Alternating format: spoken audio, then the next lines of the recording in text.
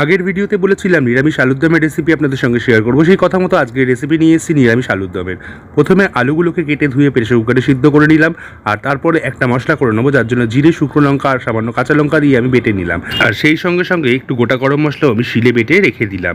এবারে তেলের মধ্যে ফোড়ন দেবো তেজপাতা, তারপর তেলের মধ্যে চিনি দিয়ে দেবো। চিনিটা এই কারণেই দেবো, চিনি দিলে রান্নার কালারটা খুব সুন্দর আসে। এবার পেস্ট করে রাখা মশলাটা দিয়ে দেবো আদা বাটা আর স্বাদ মতন নুন, পরিমাণ মতন হলুদ গুঁড়ো দিয়ে দেবো 1 চামচ ধনের গুঁড়ো দিয়ে মশলাটাকে ভালো করে কষিয়ে দেবো। কষিয়ে নেওয়ার পরে দিয়ে দেবো কুচো করে রাখা টমেটো দিয়ে একটুখানি নাড়াচাড়া করে সামান্য জল দিয়ে মশলাটাকে ভালো করে কষিয়ে দেবো। মশলা থেকে তেল ছেড়ে গেলে সিদ্ধ করে রাখা আলুগুলো দিয়ে ভালো করে নাড়াচাড়া করে কষিয়ে নেবো। কষাতে আলুর গায়ে মশলাগুলো ভালো মতন মেখে গেলে পরিমাণ মতন জল দিয়ে দেবো। জল দিয়ে একটু ফুটিয়ে নেওয়ার পর গোটা গরম মশলা বাটা যেটা ছিল সেটা দিয়ে দেওয়ার পর নামাবার আগে সামান্য ধনেপাতা ছড়িয়ে একটু নাড়াচাড়া করে নামিয়ে ফেলবো নিরামিষ আলুর দম। এইরকম সহজ প্রসেসে নিরামিষ আলুর দমের রেসিপি বাড়িতে ট্রাই করতে হলে আমাদের স্বাদের বাহারের রেসিপি অবশ্যই ফলো করুন।